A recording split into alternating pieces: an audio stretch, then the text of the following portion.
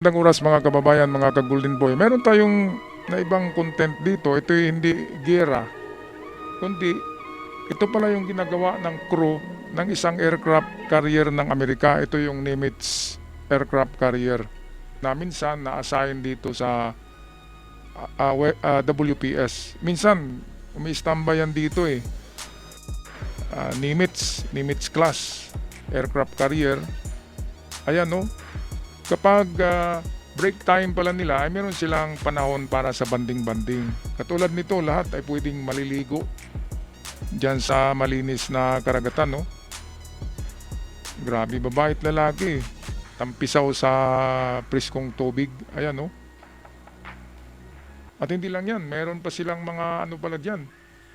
Itong parang barbecuehan, yung ihaw-ihaw, di ba? Sarap niyan, barbecue. Mismo sa deck ng aircraft carrier. At meron silang parang karaoke, singing contest. Grabe kumpleto. Kapag break time, siyempre naman. Kailangan talaga ng ganyan. Lalo na nandiyan ka sa karagatan. Tapos gera yung ano eh. Gera yung harapin mo sa ano eh. Kapag na-assign ka dun sa Iran. Diba? Kaya kailangan mag-aliw para hindi gaanong kakabahan, di ba? Hirap naman kapag tensyonado palagi. So ito, tingnan nyo tong parang ano nila, parang lalagyan ng mga yelo, tapos ilalagay yung mga beer in cans. Ayan, ang daming beer in cans, oh. Tsaka Coca-Cola, ang lamig-lamig, oh. Tapos dito ay barbecue grills. Hotdog. Oh, meron pang shoot fest. Ayan oh. Kaya at least meron silang libang, no? Nalilibang din sila konti. Hindi lang palagi iniisip nila gera, ay talagang mabubuwang ka dyan. Masisira ang ulo mo eh kapag walang ganyan. So ayan, sabi nga nila sa isang aircraft carrier ay merong mga 3,000 o 5,000 ka crew.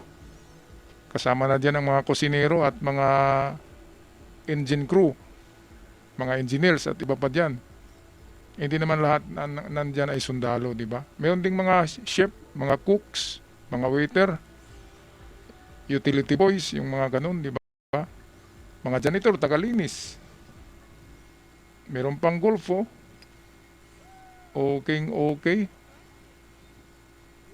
At ang maganda dyan kapag nasa American Armed Forces ka, kagaya nito, pag retire mo ay milyonaryo ka talaga. Malaki ang benefits eh.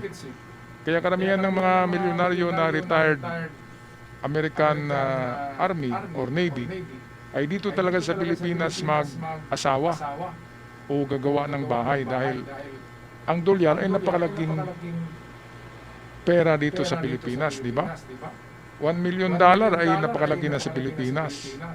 Yung retirement ng isang US Navy ay sobra yata sa $1 million eh. I-multiply mo yan sa 60. Kung 1 million, edi 60 million.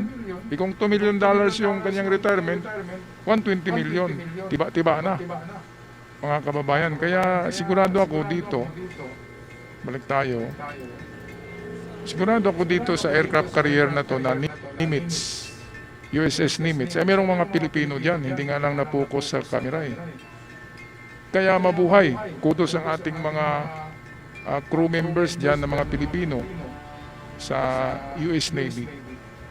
And good luck para sa inyong mga misyon at sana ay nasa mabuting pangangatawan kayo palagi dyan. Ako'y magpapaalam na mga kababayan, anong masasabi nyo dito? Lingaw-lingaw konti, di ba? Lingaw-lingaw konti.